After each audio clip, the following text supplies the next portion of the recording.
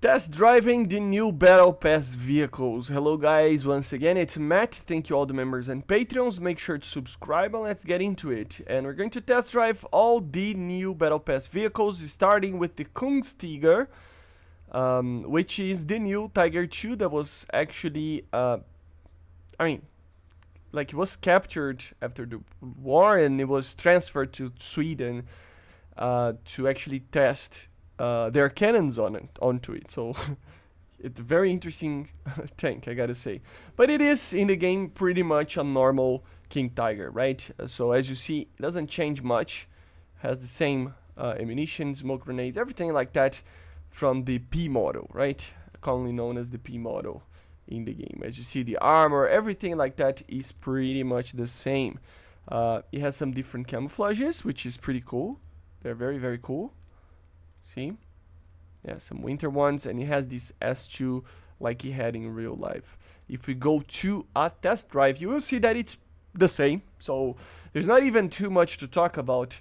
I always say that they need to introduce a little bit like more uniqueness to the Battle Pass vehicles, I think, at least, or higher tiers in my opinion as well. But yeah, it's a King Tiger, so of course I missed, obviously, but it's a very good tank. Of course, the mobility, it's the same tank that you can expect from any Tiger. And that was a direct hit. How did that KV2 didn't die? Jesus. But yeah, very, very cool tank. And to be honest, it is oh my god, that's a tough cannon bridge.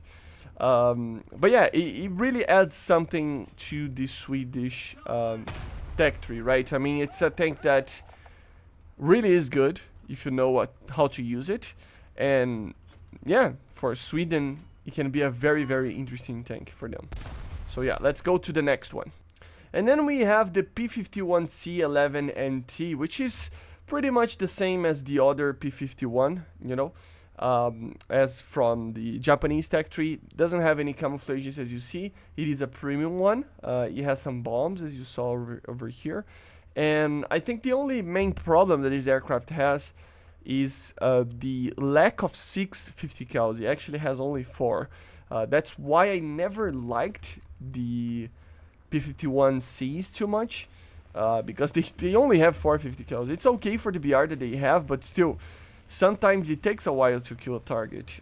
They're quite good in the performance, to be honest. For the BR that they have, they are an amazing aircraft in the sense of overall performance. You know, it's not particularly amazing at anything, but it is basically great at, or at least good in every single aspect that an aircraft needs to be in these BRs. So speed, acceleration, turnability, you know, everything like that. The aircraft is pretty good. It's not amazing any of those, but it is pretty good. It climbs well. So yeah, it's a very, very fun aircraft. A lot of ammunition, of course you need, because the 50 cals don't do a lot of damage sometimes, but still, it is a pretty good aircraft. Again, nothing too crazy to show here, because it is pretty much a copy paste from the Japanese premium P51C that we have already in the game, right? So it's pretty much an aircraft that is already in the game, but for other nations. The good part is that it's a premium, right? So it does help to get a premium that for free, that basically costs the same as the Japanese, or I mean, you can get the same aircraft that you would get by paying 1,600 Golden Eagles, right? So it's pretty much the same aircraft as this one. So just remember that. And the last one is the USS Flagstaff, which is an interesting ship. I normally don't talk about the ships, but this one is kind of interesting. I talked about this vehicle, which is a very, like, it's a hydrofoil, etc., right? And in the actual video that I talked about this vehicle, I told you guys that it had a Bofors, or something like that, a 40mm, right? And in the game, he actually got basically a Sheridan's turret, right? With the 152 gun launcher, which is pretty interesting. It doesn't have the ATGM, unfortunately. That would be very cool. Only has the HE rounds. And then he has The 80, no, there is a can over here. You can change it up. That's interesting. So you can change it up. That it makes sense. So you can change this turret for a Bofors 40 millimeter. That's pretty cool. That's actually pretty cool. So yeah, I can't get any of these, I don't think. Yeah, I can because I have to buy it technically, right? But anyway, I just wish this thing had how's it called, like the coastal thing skin that the US has, right? So let's see, 40 millimeters clips, but we don't have a 40 millimeter. That's weird. Reference. Does this mean that we can actually use the 40 millimeter? Let me see. That's interesting.